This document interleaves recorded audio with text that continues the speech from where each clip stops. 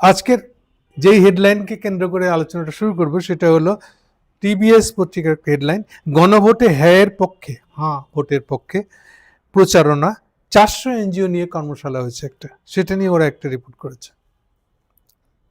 সবার আগে বলে নেই, অলরেডি গণভোট নিয়ে ভীষণ রকমের ক্যাম্পেইন, হুইসপারিং ক্যাম্পেইন চলতেছে।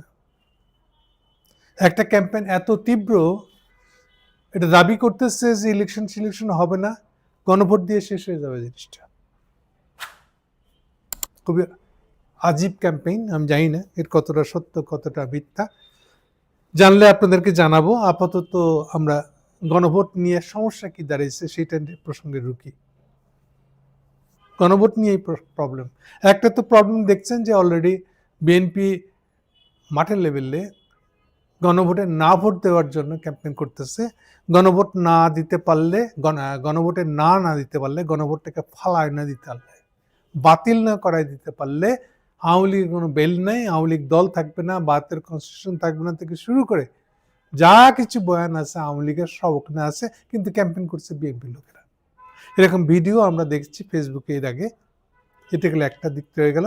আজকে আবার এটাকে পালিশ দেওয়ার জন্য আমাদের মির্জা ফখরুল যেরকমটা করে আর কি, অলওয়েজ যেটা করে, বেসিক্যালি এটা হলো মানে বিএনপি জগতের সবচেয়ে বড় সিপিবি এই লোকটা। এই লোকটা আজ বলছে নাও বিএনপি সবচেয়ে আগে সংস্কার করছে, 31 দফা আমরাই আগে দিয়েছি।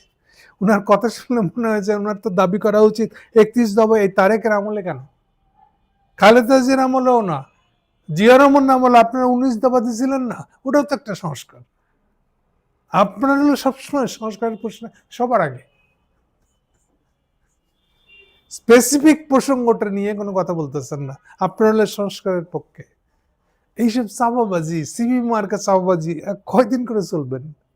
আর এই জন্যই আপনার পার্টির ভিতরে দাম, এই জন্যই আপনি এই কথা বলার জন্য সবার আগে আপনাকে আগায় দেয়, আর আপনি এটাকে রিপেয়ার করতে আগায় আসেন।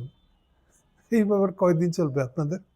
এর থেকে বলেন যে আপনি বিএনপি ব্র্যাকেটে সিপিবি, ব্র্যাকেটে বিএনপি এরকম লেখেন, তাটা ভালো হবে। আপনি আসলে সিপিবি সেক্রেটারি আর কি, আসলে বিএনপির ভিতরে। এনিওয়ে, যাজ্ঞা সেগুলা ঝগড়াটা অন্য জায়গায়। ঝগড়াটা লাগছে হলো, ঝগড়াটা মানে বিতর্কটা দেখা দিয়েছে সেটা হলো ইনসাফের নিজের মতিগতি। ইনসাফ অলরেডি বিহেভিয়ারাল প্যাটার্নে একটা মারাত্মক চেঞ্জ হয়েছে। ওর সমস্ত আচরণে উনি প্রকাশ করার চেষ্টা করছে উনি তো আগামী দিনের প্রেসিডেন্ট। এখন তো প্রেসিডেন্ট বটে, আগামী দিনও। যেমন দেখেন যে পাতা নির্বাচনের কথা হচ্ছে, ওটাও উনি ঠিক করে দিবেন কে কিভাবে কয়টা সিট পাইব, কে কি মন্ত্রী হবে, কে প্রধানমন্ত্রী হবে, এটাও সব উনি ঠিক করবেন।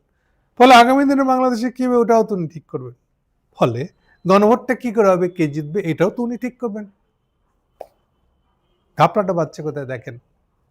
আপনার যদি গণভোটে হ্যাঁ না দুটো ভোটই দেওয়ার সুযোগ থাকে, এখন সরকার যদি নিজে হ্যাঁ ভোটের পক্ষে ক্যাম্পেইন করতে থাকে, তাহলে ভোট আয়োজন করার দরকার আছে? এটা হল প্রথম প্রশ্ন। দ্বিতীয় প্রশ্নটা আরো মারাত্মক, যেটা হেডলাইন পড়লাম, উনি অলরেডি তার মেকানিজম, সরকারি যত প্রতিষ্ঠান আছে সেগুলোকে দিয়ে গণভোটের পক্ষে কাজ করার জন্য মাথায় নেমে পড়ছে। আমি বলেছি বহুবার আপনাদেরকে, প্রায় 1.5 বছর হতে চলে এই সরকারের আয়ু, কখনো এনজিও ব্যুরো জীবিত আছে এটা জানা যায় নাই। এনজিও ব্যুরো যেটা প্রাইম মিনিস্টারের অফিসের একটা ব্যুরো, একটা পার্টিকুলার কাজের প্রতিষ্ঠান, একটা ডিভিশন না, ডিভিশনের আন্ডারে একটা ছোট প্রতিষ্ঠান এনজিও ব্যুরো বলা হয়। তার একটা হেড ছিল এর আগে, শেখ আমলে, মানে হাসিনার আমলে, কিন্তু এ আমলে এর কোনো হেড আছে কিনা আমরা জানি না। হঠাৎ করে আজকে আমরা দেখতেছি তার একটা হেডও আছে। হেডও ঠিক না, বাট বলা হচ্ছে পরিচালক বলা হচ্ছে, মহা বলা হয় নাই। সে পরিচালক ওরা ব্যারিস্টার। কি কাণ্ড কারখানা! ওনার নেতৃত্বে 400 এনজিও প্লাস 39টা বিদেশি এনজিও একটা সভা হয়েছে, বিশাল সভা। 400 এনজিও মানে বুঝতেই পারেন, 400 এনজিও জায়গা দিতে গেলে না হলো 500-600 লোকের বসার অ্যারেঞ্জমেন্ট, খাওয়ার অ্যারেঞ্জমেন্ট করতে হয়েছে। তাহলে কি মহাযজ্ঞ বুঝতেই পারতেছেন। শুধু তাই না, সেখানে আমার স্টেজে উপস্থিত যারা, এ আবার আরেক মজা, আমরা বহুদিন এমন মজা দেখি নাই। স্টেজে যারা উপস্থিত তার মধ্যে আছে আলী রিয়াজ, এই যে আমাদের সুজনের বদিউল্লাহ মজুমদার, আমাদের মনির হায়দার, তার সাথে আবার পাশে বসে আছে আলী ইমাম মজুমদার। একে তো উনি একটা সরকারের উপদেষ্টা, মানে মন্ত্রী, খাদ্যমন্ত্রী, কিন্তু ওনার নিজের মন্ত্রণালয়ের প্রসঙ্গে কথা বলতেও উনি ক্যামেরার সামনে আসেন না। খাদ্যের দাম বেড়ার 100 টাকার মধ্যে থেকে যাচ্ছে কিনা এইটার বক্তব্য একটা জবাবদিহিতাও দিতেছেন উনি অর্থ উপদেষ্টাকে দিয়ে, নিজে আসেন না। অর্থ উপদেষ্টা আবার সাফাই দেন যে ভাই এটা করা যাবে না, চালের দাম বেশি থাকবে, রাজনৈতিক সরকার না আসলে এটা করা যাবে না, বুঝছেন? এই হলো সে আলী ইমাম মজুমদার, ওইখানে আইসা হাজির হয়ে গেছে। তাহলে স্টেজের সেট আপটা বুঝলেন। এইবার আসছে ওখানে বাকি ইয়েগুলা, কে কি বক্তৃতা দিচ্ছে ওইটা না, খালি ব্যারিস্টার সাহেব মানে পরিচালক সাহেবের, এনজিও পরিচালক, এনজিও ব্যুরোর পরিচালকের বক্তব্য দেওয়া ভরা। উনি বলতেছেন আমরা গণভোটের পক্ষে কথা বলতে আসছি, আমরা এনজিওদেরকে দিয়ে এটা ক্যাম্পেইন করব মাঠে ঘাটে। এই নিয়ে একটা রিপোর্ট করেছে আবার টিবিএস নিজে, ও বলতে চাচ্ছে এটা দাঁড়াল কি, তাইলে সরকারের বিভিন্ন প্রতিষ্ঠান যদি গণভোটের পক্ষে ক্যাম্পেইন করতে থাকে তাহলে ইলেকশন কমিশনার কোন দিকে যাবে? ইলেকশন কমিশনার সে নিজেও তো ইলেকশন কমিশনটা তার আন্ডারেই তো কাজ করবে সমস্ত ডিসি অ্যাডমিনিস্ট্রেশন গুলা, ইউএনও গুলা। তাহলে একদিকে সরকার যদি ডিসি ইয়েদেরকে নির্দেশ দেয় আপনারা গণভোটের পক্ষে কাজ করেন, তাহলে ইলেকশন কমিশনার কোন দিকে কথা বলবে? এই দুটোর মধ্যে কি ঝগড়া লাগবে না? আরো প্রশ্ন, ইউনূস সাহেব কি নিজে হ্যাঁ ভোটের পক্ষে প্রচারণা চালাইতে পারেন? এটা আর একটা প্রশ্ন। যদি এটা ভোটই হয়, হ্যাঁ ভোটও দেওয়া যায়, না ভোটও দেওয়া যায়, এই যদি সিস্টেম থাকে, তাহলে ইউনূস সাহেব কোনো একটা পার্টিকুলার হ্যাঁ বা নায়ের পক্ষে উনি ক্যাম্পেইন করতে পারেন না, ওনার সরকার পারে না। তাহলে আসলে সমস্যাটা কোথায় হয়েছে? একদম এক্স্যাক্টলি বললে সমস্যাটা তৈরি করছে খোদ এই কমিউনিস্ট আলী রিয়াজ। আলী রিয়াজ মাথাতে কমিউনিস্ট, বাস্তবে উনি এখন আমেরিকান সিটিজেন, আমেরিকান স্বার্থ রক্ষা ওনার দায়িত্ব, কিন্তু কার্যত উনি একটা কমিউনিস্ট আসলে, মানে মাথা ভর্তি কমিউনিজমের চিন্তা। এগুলো কেমনে ডিল করতে হয়? হ্যাঁ না ভোট তো কমিউনিজমে নাই, ভোটই নেই, তো বলে উনি এটার মধ্যে এই সমস্যাগুলো কে করে বুঝবে? মেইন সমস্যাটা তৈরি করেছেন আলী রিয়াজ সাহেব নিজেই। গণভোটটা কি করে আয়োজন করতে হয়, তার প্রাইমারি রিকোয়ারমেন্টটা কি থাকে এবং সেগুলো কি করে এই ধরনের বিতর্কে এড়াতে হয়, ডিজাইনটা করছেন উনি যেভাবে। সরকারের রোলটা কি হবে গণভোটের প্রসঙ্গে, এইটা কখনোই উনি চিন্তাই করেন না, মাথায় আসে নাই তার। সরকার একদিকে আয়োজক, আরেকদিকে গণভোটটার হ্যাঁ বা না এর পক্ষে থাকতে পারবেন না, উনি থাকতে পারেন না। সরকার শুধু ইউনূস সাহেব না, সরকারের যতগুলো প্রতিষ্ঠান আছে এগুলো থাকতে পারবে না।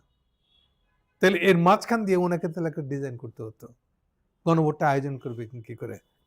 কিন্তু মাথায় তো কমিউনিস্ট, মাথায় তো এগুলো নাই, এগুলোর জটিলতা নিয়ে ভাবনা চিন্তা করার যোগ্যতা না, তার যোগ্যতা আছে না তার কিছু আছে। এর উপরে আবার বোধ উনি এবং ইউনূস সাহেবের প্রধান আগ্রহ হলো ইলেকশনটা আবার যেভাবেই হোক, গণভোট যেভাবে হোক, ওর ভিতরে আবার তাদের একটা ইন্টারেস্ট আছে, সেই ইন্টারেস্টটাও কাভার করতে হবে, এমন ভাবে করতে হবে। আর এই ইন্টারেস্টটা আবার এত ডমিনেটিং রুস্তুমিওয়ালা যে ওনার তো মনে করেন আরে কি আছে, এটা আমি এই জন্য শুরুতে বলছিলাম ইউনূস সাহেব তো নিজেকে এখনই প্রেসিডেন্ট ব্যবহার শুরু করছে, বলে উনি যেটা করবেন এটাই হবে। কোন দলকে কয়টা সিট দেবে এটাও ঠিক করবে, কে প্রধানমন্ত্রী হবে, কে স্বরাষ্ট্রমন্ত্রী হবে, এটাও তো উনি ঠিক করবেন। ফলে এগুলো নিয়ে এত চিন্তার কি আছে? এই অ্যাটিচিউড দিয়ে যখন উনি গণভোট করতে আসছেন তখন তার পরিণতি এরকম হবে। ফলে এই প্রশ্নগুলো থেকে যাচ্ছে। ইলেকশন কমিশনের হাত দিয়ে ফলাইছে, সরাসরি বলতেছে ওনারা যদি হ্যাঁ ভোট বা না ভোটের পক্ষে কথা বলে থাকেন, তাহলে কিন্তু ভুল হইতেছে। মানে উনি দেখতে চাইবেন না যে সরকারের প্রতিষ্ঠানগুলা, সরকারের কর্মচারীগুলা হ্যাঁ ভোটের পক্ষে কাজ করতেছে না ভোটের পক্ষে কাজ করতেছে, এইটা আমরা তলে হাত দিয়ে দেখবো না। যদি করে থাকে তাহলে খারাপ। এই বলে আমরা দায়িত্ব শেষ করলাম। এই হচ্ছে ইসির অবস্থান। ফলে পুরো ব্যাপারটা হয়ে দাঁড়িয়েছে কি, একদিকে ইলেকশন কমিশনার ইলেকশনটা করতেই পারবেন না, কন্ডাক্ট করতে পারবেন না, পরিচালিত করতে পারবেন না সরকারি কর্মচারী ছাড়া। স্পেসিফিক্যালি যারা প্রশাসনিক কর্মচারী, ডিসি এসডি অফিসের সাথে, ইউনিয়ন অফিসের সাথে যারা জড়িয়ে আছে, তাদেরকে ছাড়া করতে পারবেন না। তার সে স্টাফ নাই, অথচ এই স্টাফগুলা ইয়ের আন্ডারে, ইউনিসেফের আন্ডারে, সরকারের আন্ডারে, ডাইরেক্ট আন্ডারে। ফলে ইউনিসেফ যদি ওনাদেরকে একটা নির্দেশ দেয়, এই এনজিও গুলো যদি একটা আয়োজন করে ওদেরকে নির্দেশ দেয়, এনজিওদেরকে নির্দেশ দেয়, এই নির্দেশটা ইম্প্যাক্ট ফেলবে না? তখন কি হবে? সোজা কথা হলো, অন্তর্বর্তী সরকারের নির্বাহী আদেশ ইসির নিয়ন্ত্রণে থাকা কর্মকর্তাদের গণভোটের একটি নির্দিষ্ট ফলাফলের পক্ষে প্রচারণায় নামাতেই প্রবলেম তৈরি হবে। ফলে সার কথা হচ্ছে, এটা একটা জোড়া তালি দেওয়া, যেভাবে এটা করে ফেলাও, এরকমের একটা বোধ সকল ইলেকশন এবং গণভোট দুটোই এইভাবে হচ্ছে, আমরা শিওর থাকতে পারি। এবং এটা নিয়ে যে কোনো পক্ষই প্রশ্ন তুলবে, যে হারবে বা যার ক্ষতি হবে সে এটা নিয়ে প্রশ্ন তুলবে, এটা আমরা আগে ধরে নিতে পারি।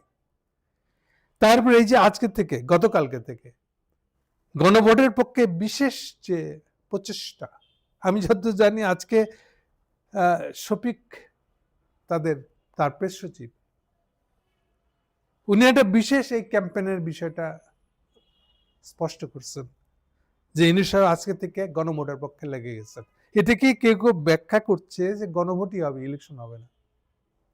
আবার সেটা হোক বা না হোক, ইউনিসেফ গণভোটের পক্ষে লাগিয়ে যাবেন, এটাও তো শুনতে ভালো লাগবে না। এরকমই একটা কিছু হতে যাচ্ছে আর কি আগামীতে, আমরা ধরে নিতে পারি।